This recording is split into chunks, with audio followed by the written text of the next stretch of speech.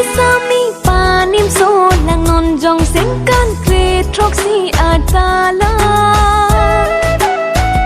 Somindan keng kam che jor jeng lang pu an ke lang me abolo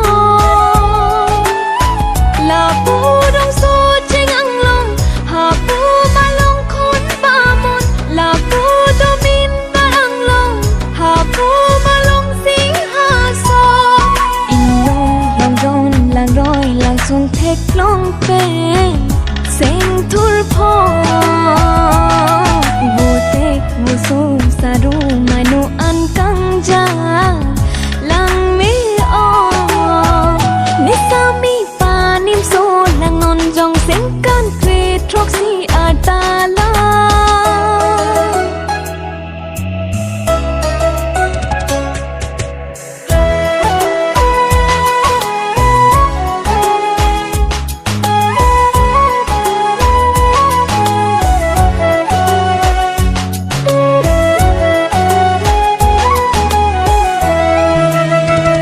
Lipi karvi ang long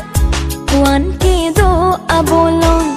Liu seng sang ke lang me Do thoi pi pen ing long Ho Puan bai ke lang me Tang ni seng ko jet ong Ni sa mi me tang rong Seng ka rong si thur phong Puan ke lang me abolong La ne pi so khang un e ne sing ka ro pi pi do te ko so pa te la ni alo kang jar kang hu kang ba ki sop a ti lu lang me o ni sa mi pa nim so lang non jong sing kan tre troksi atala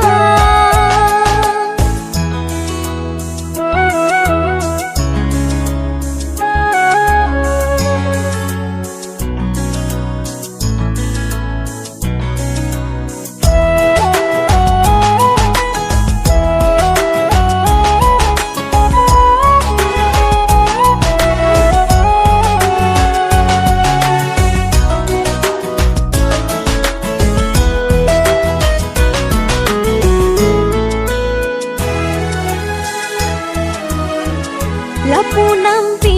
ang bong Mir he rai si lok bong Ha pu ting me tang song Mai nu a jor kar dong Ho la pu lang sun li lang A pun si si thur mon O ni ne jab ne phang Ne chu sang phong thur phong Sang lo jet ne sing ne ka dong Chi pu thek thek sing ka rong tuan ke lang me amo long ne pi long ri kar mi ang long in long long don lang roi lang son thek long pe sing thur pho bo tek bo so saru mano an kang ja lang me o ne sa mi pa nim so lang non jong sing kan re troksi atala Jor jeng lang